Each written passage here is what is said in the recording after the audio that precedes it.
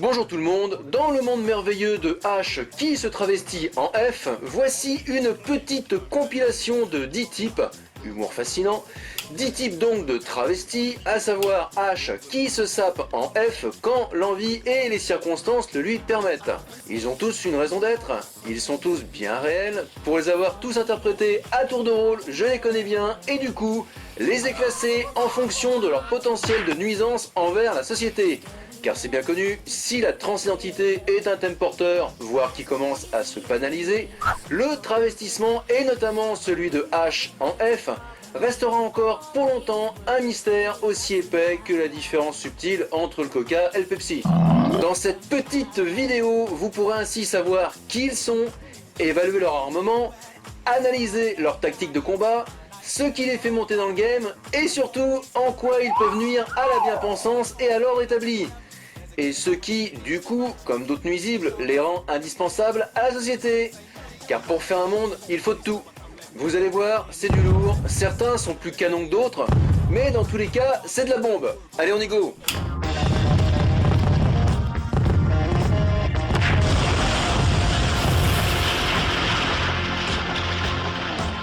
Première petite caravelle de ce classement, le travesti de salon, le plus courant et le plus répandu. Novice de base, il est surtout là pour fourbiller ses premières armes.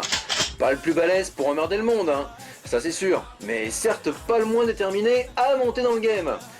Car un jour, lui aussi il sera libéré, délivré.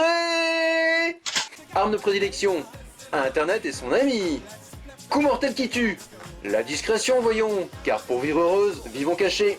Point faible, frustration évidente de temps en temps apaisée par une consommation excessive de choses considérées comme étant la norme sociale évidente. Next.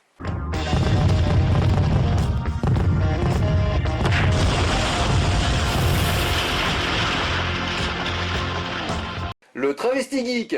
Souvent assez proche du précédent, il se réfugie dans la réalité virtuelle pour assouvir ses fantasmes. En général, il n'a pas de CSP particulière. Il peut être aussi bien un ouvrier métalleux qu'un bobo sensible. Voir notre séquence CSP du travesti pour piger le truc. Arme de prédilection, les jeux en gameplay pour interpréter des persos féminins. Coup mortel qui tue, capacité à faire des parties qui dépassent allègrement les 8 heures de son télétravail quotidien. Point faible, risque d'associabilité s'il tourne nerd.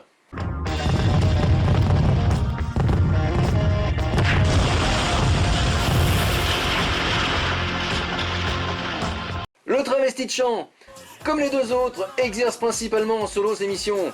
Possède un bon savoir-faire en matière de camouflage bucolique. Moins à l'aise en milieu urbain. Il risque gros à chaque sortie, ce qui lui confère un bonus de survie non négligeable pouvant lui permettre d'aller plus loin dans une partie. Arme de prédilection, sens de l'orientation bien au point et surtout bien utile. Coup mortel qui tue, c'est rester caché longtemps, surtout au bord de route et autres ronds-points. Point faible, ne résiste pas longtemps à du pic de foufourche ou du calibre 12 de propriétaire terrien, lui aussi en état second.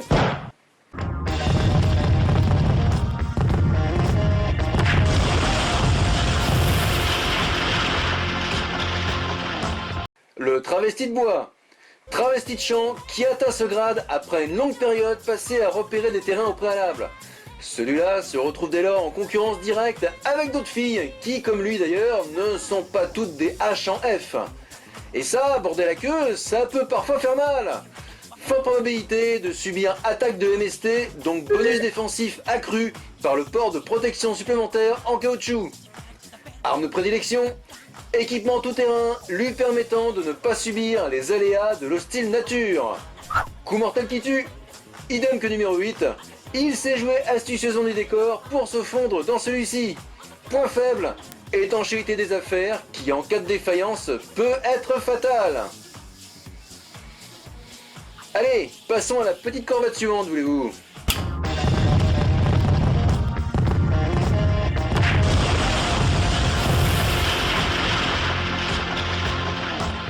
Le travesti de nuit. Comme son nom l'indique, il est rompu aux tactiques de combat nocturne. Sa furtivité remarquable lui permet d'éviter nombre de situations où il ne ferait clairement pas le poids, en temps ordinaire, face à plusieurs adversaires trop forts pour lui, ou surtout trop nombreux. Sachez enfin qu'il possède, en général, une très bonne vue. Arme de prédilection, tenue parfaite à mi-chemin entre un ninja et un cosplayer pour se mouvoir comme une parfaite chatoune de combat. Coup mortel qui tue, regard et mutisme qui font douter ses adversaires les plus retors. Point faible, s'il a opté pour du luisant plutôt que pour du mat, le moindre phare de bagnole peut trahir sa présence. Attention, on arrive déjà au milieu de ce classement, vous l'aurez compris, on entre dans la catégorie des invisibles visibles. Les précédents, malgré leur qualité plus ou moins remarquable, étant de facto surclassés par les modèles qui suivent.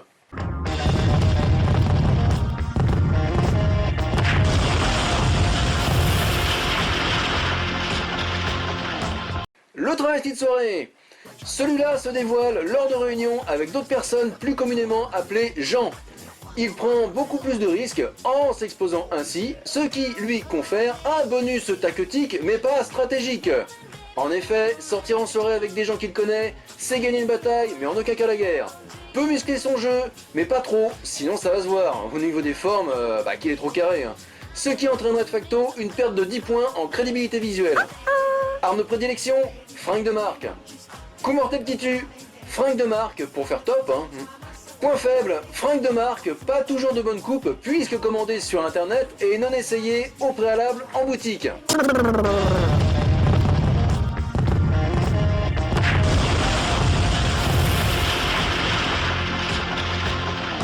Le travesti de Pride. Tout comme le travesti de soirée, ce dernier n'est pas particulièrement à l'aise pour assumer au quotidien. Peut néanmoins présenter une activité grandement augmentée par consommation excessive de substances plus ou moins licites ce jour-là. Coefficient de revendication assez élevé qui peut lui permettre tour à tour de démultiplier son exposition, mais sur des périodes courtes. Une Pride ne durant qu'une journée dans l'année. Arme de prédilection, tenue volontairement et gentiment outrancière qu'il se permet de porter une fois dans l'année et qui provoque des demi-molles pour certains. Coup mortel qui tue, pancarte avec inscription à connotation fortement politisée qui n'ont rien à voir avec sa vie et qu'il brandit aussi, souvent par pur opportunisme. Point faible, peintures de guerre qui, si en apparence sont destinées à impressionner l'adversaire, sont en revanche totalement inadaptées dans le reste de la vraie vie. On arrive sur de la frégate bien fournie là. Attention, on entre dans le top 3. Ici, c'est les meilleurs éléments qui ont assez de couilles pour s'exhiber de façon pérenne et donc prétendre à faire bugger un système qu'ils ne comprennent pas et qui ne les comprend pas.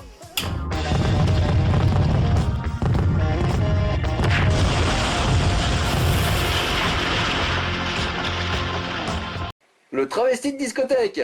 En général, il tire sur tout ce qui brille. Bonus d'hypergamie lorsqu'il traîne trop souvent près du bar, auprès de cibles auxquelles il s'accroche.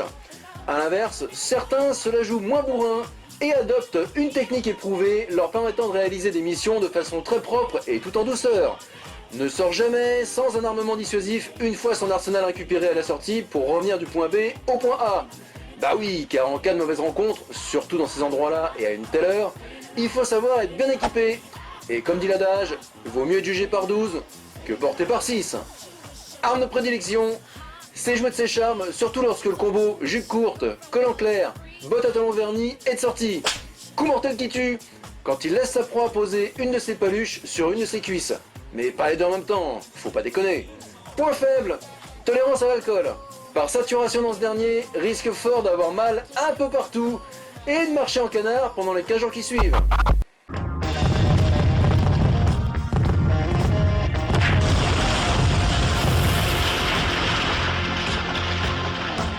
Le travesti de compète, le challenger, probablement le perso le plus intéressant à jouer une fois l'étape 3 franchie. Joue aussi bien en solo qu'en équipe, son game est à la fois simple et efficace. Il connaît les raccourcis, sait gérer son temps et optimiser son budget armement. Gros avantage concurrentiel, bouscule les principes et désarçonne intolérants, gay honteux et autres morts de faim qui d'ailleurs le lui rendent bien. Et toujours là où on n'attend pas, bonus de surprise de 50% pour chaque apparition. Repart en évitant la casse quand c'est possible, il peut s'en sortir sans trop d'échymose, hormis peut-être quelques bleus à l'âme. Arme de prédilection, un fucking mental qui lui assure une remarquable plateforme de tir pour décocher ses saillies par bordée entière sur ses ennemis. Coup mortel qui tue, sa simple présence en général suffit. Point faible, des fois, ferait mieux de ne pas exagérer son personnage car le risque de caricature est très élevé, ce qui lui fait louper au golavrage la première place de ce classement.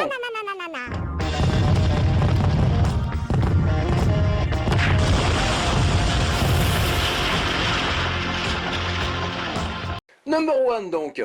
Idem que numéro 2, à la seule différence près qu'il s'exhibe également sur les réseaux sociaux pour enseigner son art de vivre aux autres potentiels chatounes qui souhaitent atteindre son grade. Il sait que l'exposition est ainsi plus large pour déclencher des vocations que simplement se balader dans sa ville. C'est d'ailleurs en général en ayant vu de ses yeux d'autres numéro 1 et numéro 2 qui l'ont inspiré que le numéro 1 a pu gagner ses titres de gloire et ainsi justifier de son grade sans rougir de son succès actuel. Et à défaut de succès, il sait rester modeste, car avoir juste un peu de talent et du jote lui suffit pour prêcher sa bonne parole. Arme de prédilection, une chaîne de vidéos à l'humour fascinant, parfois déroutant, mais jamais décadent. Coup mortel qui tue, des vidéos en veux-tu en voilà, 1 à 2 par semaine, où on traite de cette thématique qu'est le travestissement, comme nulle part ailleurs. Et ça, c'est déjà pas mal. Point faible, tendance à s'auto-congratuler qui parfois frise l'indécence. Enfin bon, tant qu'il ne se met pas à vendre des merdes à ses followers, ça peut encore passer. Voilà. C'était le classement des 10 travestis les plus intéressants que vous pouvez croiser au hasard d'un jeu de ligne, d'un bosquet, d'un angle de rue, d'un backroom ou d'une boulange. Commentez-moi ça abondamment, soyez pas timide, pour le bien de la communauté, c'est important. Partagez vos idées, remarques, expériences entre guillemets, reproches, insultes, etc. Oui, parce qu'il y a peut-être des personnes que cela peut froisser. Qu'à cela ne tienne, je pars du principe que si vous êtes là, c'est que vous appréciez un minimum mon humour, parfois sarcastique, mais jamais complètement gratuit. Faut rire de tout dans la vie, et surtout de soi-même. Perso, ce sera jamais aussi pire que ce que tu me fais subir hors session d'enregistrement. Je coupe.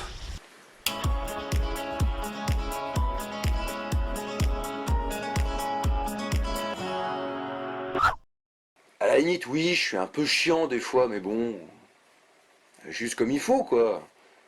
Toi, tu fais chier.